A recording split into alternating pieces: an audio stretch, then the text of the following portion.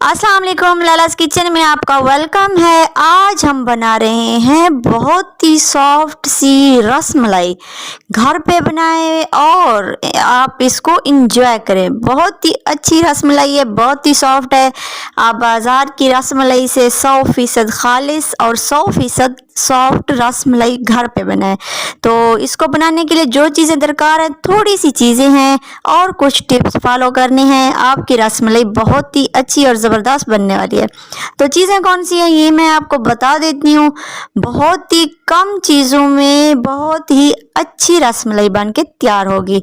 तो सबसे पहले आप छोटी इलायचियाँ ले लें, आपकी मर्ज़ी। अगर आपको इसका फ्लेवर अच्छा लगता है तो 8 से 10 डाल दें, अगर वरना आप 4 इलायचियाँ डाल दें। उसके बाद एक मीडियम साइज़ का आप अंडा ले लें और उसके बाद जो है ये है नेस्ले बुनियाद मिल्क, खुश्क दूध जिसको कहते हैं। 5 पैकेट बना रही हूँ। 5 पैकेट के लिए आप चीज़ें नोट कर लें। बेकिंग पाउडर है, ये भी जाएगा। ये कितना जाएगा ये मैं आगे चलकर बताऊंगी। और आधा कप चीनी है और दूध इसके अंदर 1 किलो है। तो सारी चीज़ें अगर आप बराबर नोट करेंगे तो आपकी रसमलाई अच्छी बनेगी, खालिस बनेगी, बहुत ही सॉफ्ट बनेगी। अगर 2 किलो दूध है तो ये वाली चीज़ें आप डबल कर दें। तो ये 1 किलो दूध के लिए इतनी सारी चीज़ें हैं। दूध को बॉयल करने के लिए रख दें। तो अब हम जो है खुश्क दूध से इसकी जो रसमलाइयाँ हैं वो बनाएंगे। दूध को बॉयल करने के लिए छोड़ दें। मीडियम फ्लेम पे हम इसको बॉयल करेंगे। फ्लेम जो है वो ज़्यादा तेज़ नहीं करनी बल्कि मीडियम ही करनी है। और इसके ऊपर जो मलाई बनेगी उसमें हम चम्मच चलाते रहेंगे। और ये है खुश्क दूध नेस्ले बुनियाद वाला, ये हम 2 चम्मच इसके अंदर ऐड करेंगे क्योंकि इसके डालने से जो मिल्क का फ्लेवर है वो खुश्क दूध जैसा आएगा। बहुत ही अच्छा लगता है, बहुत ही टेस्टी लगता है। इसको डालने के बाद आप चम्मच चला लें, इसको अच्छे तरीके से मिक्स कर लें। और छोटी इलायचियाँ जो थी 4 अदद मेरे पास, उनको दरमियान से काट के मैंने इसके अंदर डाल दिया है। अब इसको भी दूध के साथ इसको भी बॉईल कर देंगे। तो ये देख सकते हैं आप, ये बॉईल हो रही हैं और फ्लेम मीडियम होनी चाहिए, फ्लेम ज़्यादा नहीं होनी चाहिए। कुछ टिप्स हैं, आप फॉलो करते रहें। अभी हमने चीनी इसके अंदर ऐड नहीं करनी। और जो है हम इसका आटा बनाएंगे। आटा बनाने के लिए जो हमारे पास खुश्क दूध था वो हमने लिया है, 5 अदद पैकेट थे। तो उसके अंदर आधा चम्मच हमने बेकिंग पाउडर का डाल दिया है। ज़्यादा नहीं डालना वरना जो है रसमलाई वो फट जाएगी। और जो अंडा था उसको मैंने फेंट लिया। अंडे को एक ही बार आपने नहीं डालना बल्कि थोड़ा थोड़ा करके इसके अंदर डालना है। आधा जो मैंने अभी डाल दिया है। अब इसको मैं मिक्स करूँगी। और इसका जो बैटर है वो ज़्यादा सख्त नहीं होना चाहिए और ना ही ज़्यादा नरम, बल्कि मीडियम ही होना चाहिए। अच्छे तरीके से इसकी जो है वो हम टिक्कियाँ कह लें या रसगुल्ले कह लें या रसमलाई जो भी कह लें वो हम बनाएंगे। तो आधा जो है वो बचा के रखा था, अब मैंने इसके अंदर डाल दिया है। तो अब ये बराबर ही चीज़ें हैं। अगर आपने इसी तरीके से सारी चीज़ें नोट कर ली तो बहुत ही अच्छे तरीके से बनेगी, किसी चीज़ की कमी बेशी नहीं होगी। इसके अंदर 1 अंडा पूरा जाएगा, इससे ज़्यादा नहीं जाएगा। अगर मिल्क पाउडर आपने थोड़ा या ज़्यादा ले लिया तो फिर ये आप पे डिपेंड है कि कितना अंडा इसके अंदर डालना है। ये एक पेड़ा सा मैंने बना लिया है। अब आप अपने हाथों के ऊपर घी अप्लाई कर लें या अगर ऑयल है तो ऑयल भी अप्लाई कर सकते हैं। इससे जो हम इसकी टिक्कियाँ बनाएंगे वो चिपकेंगी नहीं हाथों पे बल्कि आराम से और सफाई से बन जाएंगी। थोड़ा सा बैटर ले लें और हाथों की मदद से इसको गोल शेप दे दें। क्रैक्स नहीं होने चाहिए बल्कि अच्छे तरीके से ये इस तरीके से होनी चाहिए। और जो है आप इसको थोड़ा सा प्रेस कर लें, जिस तरह हम टिक्कियाँ बनाते हैं इसी तरह से आप इसकी टिक्कियाँ बना लें। ये आप देख सकते हैं, अगर आप चाहें तो लंबी टिक्कियाँ भी बना सकते हैं, गोल भी बना सकते हैं। तो मैंने गोल बना ली है, अब मैं सारी बना लूँगी इसी तरीके से।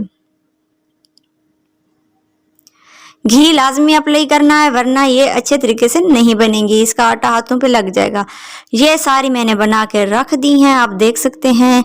और ये ना तो ज़्यादा सख्त है और ना ज़्यादा नरम, बल्कि मीडियम साइज़ की ही हैं और ज़्यादा मोटी भी नहीं है और ना ज़्यादा पतली हैं। साइज़ आप देख लें, یہ آپ دیکھ سکتے ہیں، بس اتنی سی ہونی چاہیے، اس سے زیادہ موٹی نہیں ہونی چاہیے۔ دودھ ہمارا بوائل ہو رہا ہے تو اب ہم میڈیم کو ہم لو کر دیں گے۔ جب یہ ٹکیاں ایڈ کریں گے تو میڈیم لو کر دیں گے، فلیم میڈیم سے لو کر دیں گے۔ اب جو ہے ہم اس کے اندر یہ رس ملائی کی ٹکیاں ڈال دیں گے۔ جب دودھ زیادہ بوائل ہو رہا ہو تو آپ نے فلیم کو لو کر دینا ہے۔ اگر آپ کی فلیم زیادہ ہوگی تو جو ہم نے یہ ڈالی ہیں رس ملائی کی ٹکیاں یہ پھٹ جائیں گی اور دودھ کے اندر مکس ہو جائیں گی۔ تو اس بات کا خیال رکھیے گا، جب بھی آپ ان کو ڈالیں تو فلیم بالکل لو کر دیں۔ 1 بائی 1 آپ اس کے اندر ڈالتے جائیں۔ جب بھی آپ یہ ٹکیاں بنائیں تو ان کو رکھنا نہیں چاہیے، بلکہ فوراً سے دودھ کے اندر ڈال دینی چاہیے، کیونکہ اس کے اندر بیکنگ پاؤڈر ہوتا ہے، یہ کافی پھولنے لگتی ہیں۔ تو اس پروسیس پہ آ کے میں نے چینی ڈال دی ہے۔ پہلے چینی نہیں ڈالی، کیونکہ اگر میں نے پہلے چینی ڈالنی ہوتی تو میں آپ کو بتا دیتی، یہ چینی جو ہے رس ملائی کے بعد ڈالنی ہوتی ہے، ورنہ دودھ جو ہے وہ اس کے اندر پانی سا آ جاتا ہے اور اس کو ریڈیوس ہونے میں کافی سارا ٹائم لگ جاتا ہے۔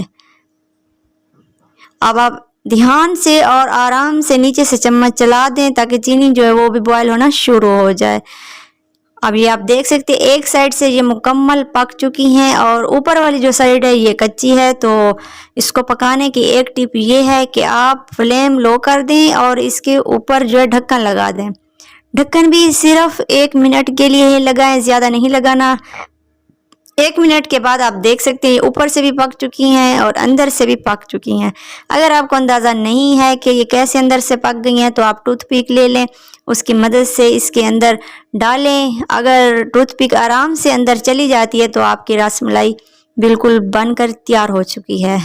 اگر اندر سے کچی ہے تو ٹوتھ پک اندر نہیں جائے گی، تو آپ مزید اس کو تھوڑا سا ڈھکن لگا کے پھر پکا لیں۔